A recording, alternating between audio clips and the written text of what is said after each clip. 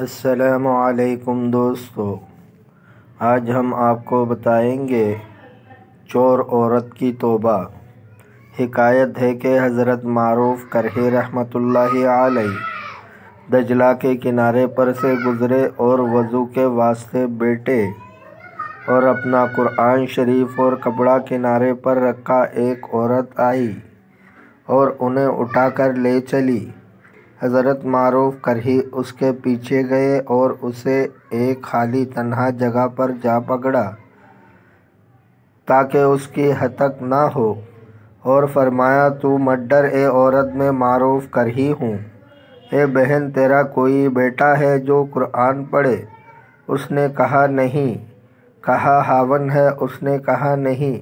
کہا کوئی بھائی ہے؟ کہا نہیں۔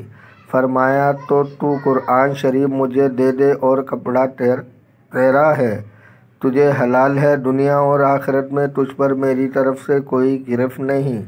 اس بات سے عورت کو بہت شرم آئی، پھر کہا، میں اللہ سے توبہ کرتی ہوں، پھر کبھی ایسا نہ کروں گی۔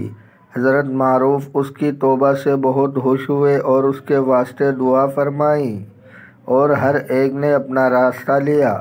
اس عورت پر حضرت معروف کرہی کی برکت مؤثر ہوئی۔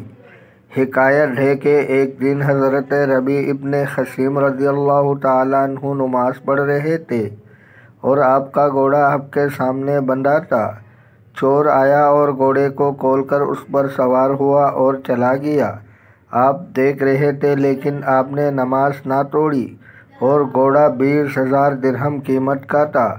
آپ کے پاس آپ کے اصحاب آئے اور ملامت کرنے لگے اور کہنے لگے، یہ کس قدر کوتاہی ہے کہ چور کو گھوڑا لے جاتے ہوئے دیکھ رہے ہو اور خاموش ہو۔ اس وقت نماز توڑ کے گھوڑا لوٹا لیتے، پھر نماز پڑھ لیتے تو کیا ہوا؟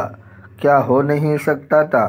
فرمایا، اے لوگوں، میں نہایت ضروری کام میں مشغول تھا، اور وہ ایسا کام تھا جو گھوڑے سے زیادہ پسندیدہ تھا، بلکہ لاکھوں گھوڑوں سے بھی زیادہ محبوب تھا، اور گھوڑوں کو تو میں نے اللہ کی راہ پر دے دیا۔